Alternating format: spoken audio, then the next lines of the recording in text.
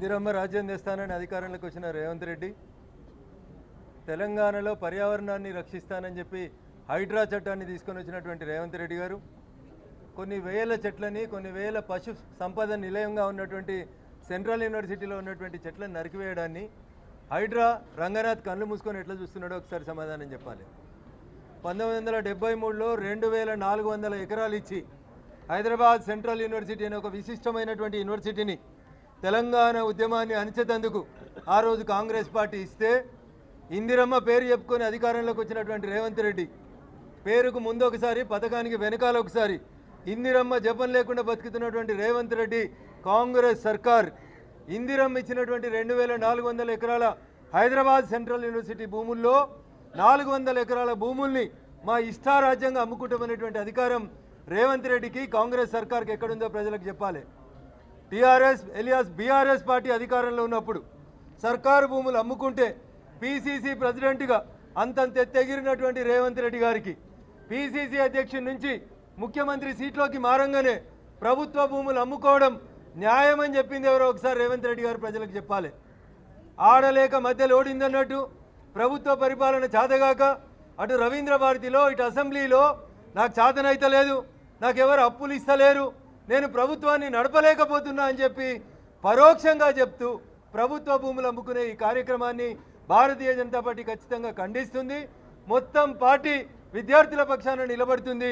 Central యూనివర్సిటీలో జరుగుతున్నటువంటి పనులని వెంటనే ఆపాలని చెప్పి డిమాండ్ చేస్తూ ఉన్నాం. కొద్దిసేపట్లో తెలంగాణ హైకోర్టులో పబ్లిక్ ఇంట్రెస్ట్ లిటిగేషన్ పిటిషన్ కూడా ఆర్గ్యూ జరగబోతా ఉంది. అదే రకంగా పర్యావరణాన్ని రక్షించడం కోసం ఎన్జీటీలో కూడా పిటిషన్ వేస్తాం.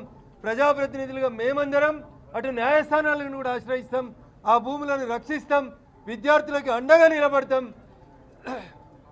అదే సెంట్రల్ యూనివర్సిటీలో ఏదో జరగరాంది జరిగిందని 4 సార్లు వచ్చిన రాహుల్ గాంధీకి ఇలా సెంట్రల్ యూనివర్సిటీ కనబడతలేదా?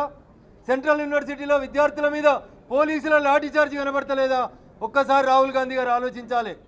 జంతర్ మంతర్ దగ్గర ధర్నా అయిపోయినాక రేవంత్ రెడ్డి, రాహుల్ గాంధీ మీరందరూ దమ్ముంటే సెంట్రల్ యూనివర్సిటీకి రండి.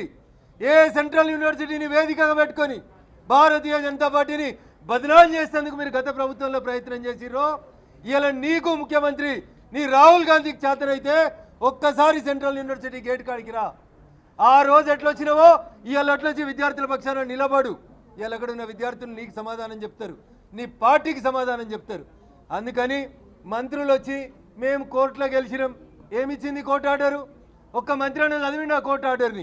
2024లో కేసు గెలిచినామని చెప్తున్నారు. దేని మీద గెలిచిండ్రు? 2004లో ప్రభుత్వం ప్రైవేట్ వ్యక్తులకు ఇచ్చినటువంటి భూములు రద్దు చేస్తూ 2006లో కాంగ్రెస్ ప్రభుత్వం తీసుకున్న నిర్ణయాన్ని అప్పుడు ఉన్నటువంటి హైకోర్టు 2024లో సపోర్ట్ చేసింది.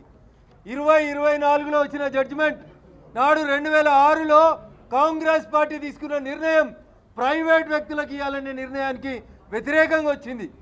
మరి నాటి ముఖ్యమంత్రి ఉమ్మడి ఆంధ్రప్రదేశ్ ఉన్నప్పుడు ముఖ్యమంత్రి ఏమో తెలంగాణ భూముల్ని కాపాడాలంటే తెలంగాణ వచ్చిన ముఖ్యమంత్రి తెలంగాణ భూములను అమ్మాలంటున్నాడు. దీన్ని ఖచ్చితంగా ఆప్తం. భారతీయ జనతా పార్టీ విద్యార్థుల పక్షాన చివరిదాకా నిలబడుతుందని చెప్పి ఈ సందర్భంగా ఈ రాష్ట్ర ప్రభుత్వాన్ని హెచ్చరిస్తా ఉన్నాం.